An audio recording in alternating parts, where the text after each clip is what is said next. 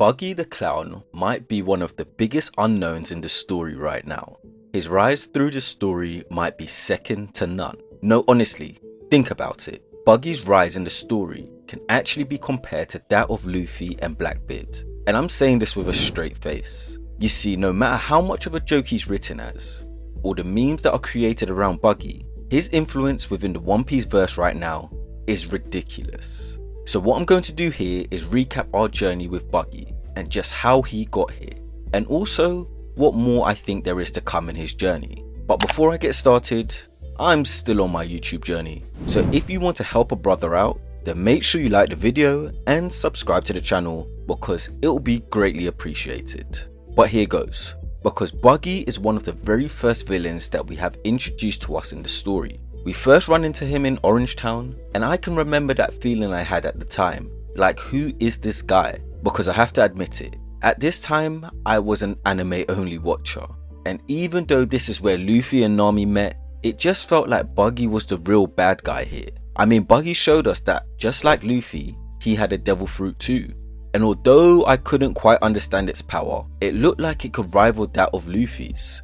You know, Luffy's rubber fruit, which I must admit probably wasn't the coolest of fruits at the time. But there was so much more to Buggy than just that. You see, one of the most beloved characters in the story is Shanks. You know, the guy that influenced our protagonist in Luffy at such a young age. And strangely enough, Buggy was revealed to have connections to Redhead Shanks. But you know what? Let's take things a step further. Because not only did they just have a connection of knowing each other, but the two were known to have sailed on the same ship, which is that of Rogers. But for some reason, Buggy held quite a bit of a grudge towards Shanks.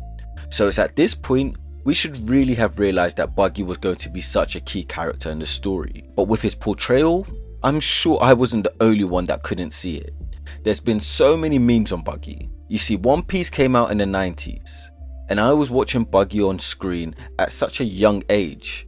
You know, the 4Kids times when Sanji had the lollipop. But Buggy just wasn't that guy. I could never see the meme of a character, which people called Buggy D Clown, to be an actual threat to the One Piece. But here we are, finding out that Buggy's a Yonko, known as one of the 4 most powerful pirates in the One Piece world.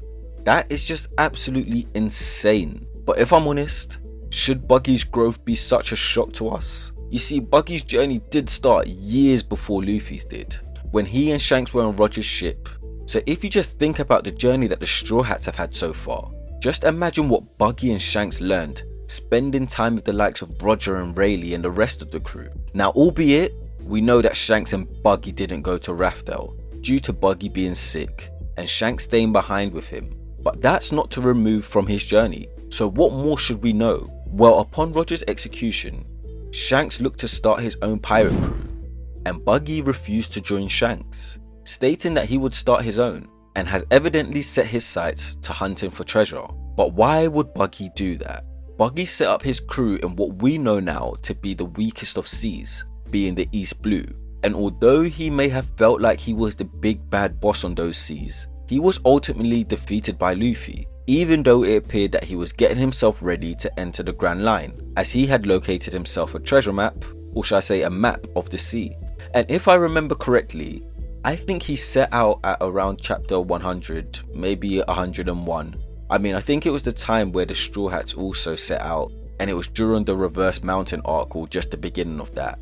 But once again, enough of that, because the Grand Line hasn't been all hunky-dory for Buggy at all, and he's actually had a really rough time. You see, the next time we see him, we find out that he was arrested and thrown into Impel Down, and then he finds himself escaping in parallel to Luffy breaking in. And what were the chances of this? Buggy being in Impel Down and then teaming up with who we thought to be his natural enemy in Luffy, and then him helping Luffy orchestrate probably the greatest jailbreak in the history of the Stronghold, and then be given some credit for it. I mean, he did end up having some extremely strong prisoners join him after it. But then comes Marineford, and Buggy's connections to Roger were revealed to the whole world. And just think about it. Think how notorious this made him. Then think about his dialogue with Whitebeard, almost standing toe to toe with him. I mean, Buggy played a great part on the wall, not solely down to his strength, but because the sheer amount of men that he had rallying behind him. I mean, This was acknowledged by Whitebeard at the time, and post Marineford, his influence was so great that he was offered a position of a warlord by the world government. And I'm not gonna lie, this was probably the most ideal scenario for Buggy. He literally went 2 years fully enjoying his position, being able to trade in the black market through his organization called Buggy's Delivery. So what more could Buggy actually want?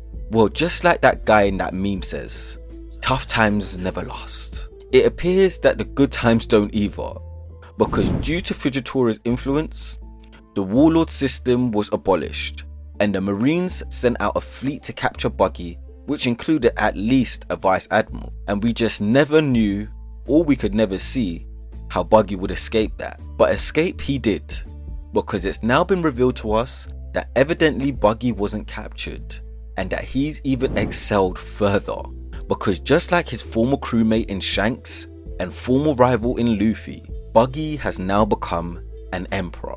And being an emperor is no joke. These 4 pirates are widely considered to be the 4 most powerful pirates on the seas, with Luffy's granddad in Garp describing them to be monsters who nest in the new world and rule it like kings in a fashion that even the world government can't oppose. As such, only the monstrously powerful pirates are generally considered for this position, the likes of Kaido, Big Mom, Shanks and Whitebeard being some of the names that have held this title. But here we are, Buggy has found himself in this mix now, and whilst his connections to Roger and Shanks must go a long way in this, that definitely couldn't be the reason behind his claim to fame. And whilst it may have been what most people thought first, it's now been revealed that there's a new organisation, and it's called the Cross Guild. And just as an FYI, I think the translation of this could potentially change, but I'm going to stick to Cross Guild for now, because it appears that the Cross Guild is an organisation that includes some of the former warlords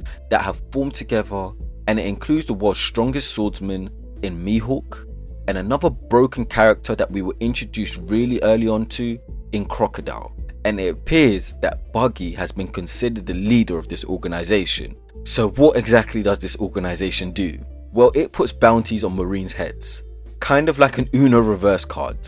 And I think this is the most fascinating and welcome addition to the story. Now, whether people want to admit it or not, this is definitely the reason that Buggy has made it to Yonko status. I always love the reference that BDA lore makes of perception versus reality in One Piece. And this is a brilliant example of it right here. It has been perceived that Buggy is calling the shots and has the likes of Mihawk and Crocodile in his organisation. And that's almost the tip of the iceberg. Can you imagine who else could be in this organisation? Did Boa Hancock join too? Did Weevil? Who knows? But can you imagine the fear you could have as a Marine just knowing that the likes of someone like Mihawk may proactively become a bounty hunter and come for your head? I would hate to be in that position. But this is about Buggy. I believe his influence is too much to ignore now. He is quite frankly a living monster. I wouldn't be shocked if soon we're introduced to some sort of link to Blackbeard, just given the links that he has to the 2 other Yonko in Luffy and Shanks. And I can't wait for that reveal to be given to us, because that is certainly going to be a big one. You see, whilst Buggy doesn't actually know where the One Piece is, would it be a shock if in some way, shape or form he accidentally finds himself going to Laugh Tale without finding or reading a road poneglyph? That just seems like something that would happen to Buggy, or should I say maybe it's the will of Buggy D Clown. But let me know what you all think. Do you think Buggy may have one of the greatest influences in the One Piece verse? And do you think he may find himself going to Laugh Tale too? Let me know down in the comments. And as always, if you like anything I've had to say, then please make sure you leave a like on the video. And if you like content like this, then make sure you subscribe to the channel so you never miss out when I drop more content just like this. Say.